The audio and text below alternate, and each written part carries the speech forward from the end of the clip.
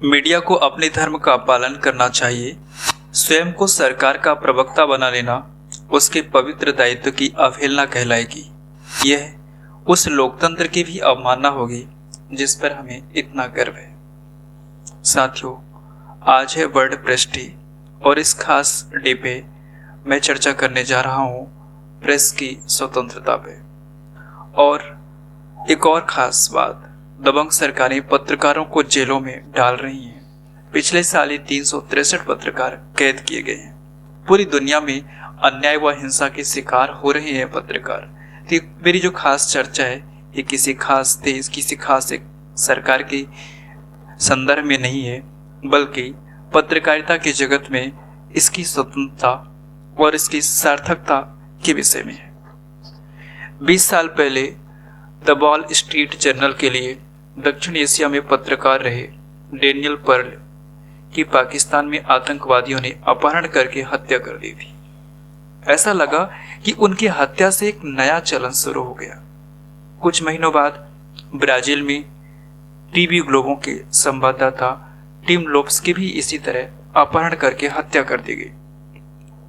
ये मामले अपनी नृशंसता के कारण सुर्खियों में रहे, लेकिन दुनिया भर में पत्रकारों की हत्या कोई नई बात नहीं थी। न्यूयॉर्क की संस्था committee to protect journalist CPJ के मुताबिक 1992 के बाद से मारे गए 832 पत्रकारों में से 72% की हत्या हुई थी। यह आंकड़े 2010 के। ज्यादातर मामलों में यह सवाल बना रहा कि हत्या किसने की।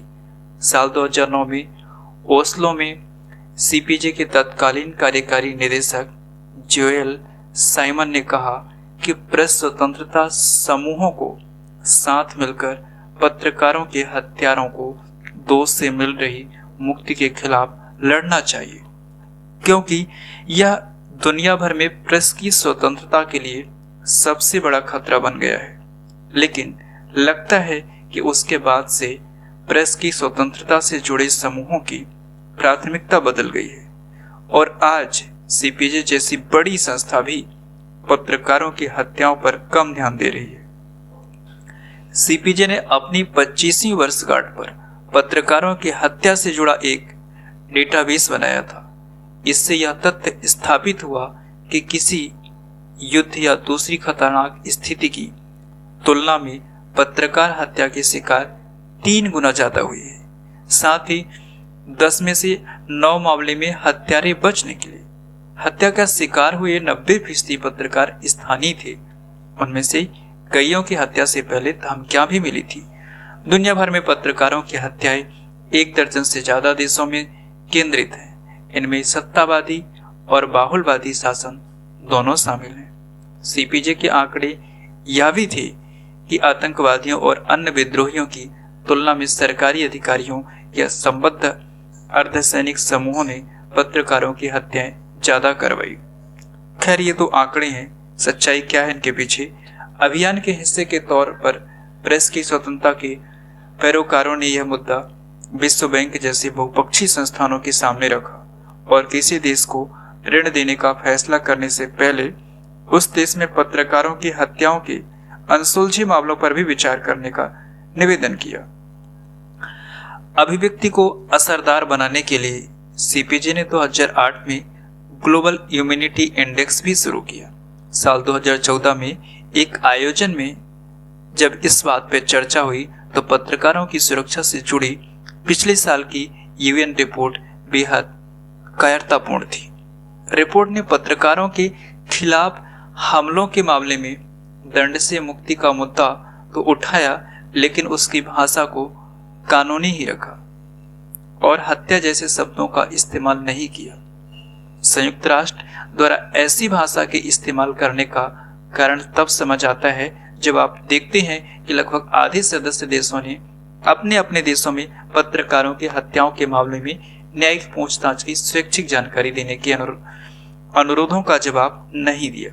पिछले 12 वर्षों में दुनिया भर में पत्रकारों की हत्या के मामले में दंड मुक्ति की दर 87% से गिरकर मामलों में कुछ नया तो नहीं मिला। भले ही मुकदमा सिर्फ उस पर हुआ हो जिसने हत्या की, न कि उस पर जिसने हत्या करने का आदेश दिया। पिछले कुछ वर्षों में नई चुनौतियां सामने आई हैं। अफगानिस्तान में अमेरिकी सेना के लौटने और 20 साल बाद तालिबान की सत्ता में वापसी से अफगानी पत्रकार जोखिम में होंगे। दूसरे वैश्विक संकटों में भी बहुत ऊर्जा खर्च हो रही है। दबंग सरकारें दुनिया भर में पत्रकारों को जेलों में डाल रही हैं। सीपीजे के मुताबिक पिछले साल दुनिया भर में 363 पत्रकार सलाखों के पीछे गए। ये पिछले 30 वर्षों में सबसे ज्यादा है। सबसे ज्यादा पत्रकार ईरान की जेल में हैं। इसके बाद चीन, म्यांमार, तुर्की, बेलारूस आदि हैं। पत्रकारों की हत्या करके उन्हें शांत कर देना तो और बदतर है। पत्रकारों की हत्या के मामले में दोष मुक्त करने का सिलसिला तभी खत्म होगा जब अपराधियों को जिम्मेदार ठहराया जाएगा। साथियों, पत्रकारिता की स्वतंत्रता का अगर कोई मतलब है तो वो है स्वतंत्रता की आलोचना और विरोध करने का अधिकार। ऐसा कहना है जॉर्ज ऑरवेल, जो कि प्रसिद्ध लेखक हैं। खैर, इस विषय में आपकी क्या राय है? प्रेस की स्वतंत्रता, पत्रकारों की आजादी और उनकी सुरक्षा का जिम्मेदार वहां की सरकार को उठाना चाहिए। साथियों, इस अंक में बस इतना ही। मिलते हैं दूसरे अंक में। तब तक अपना और अपनों का ख्याल रखिए। जय हिंद, जय भारत।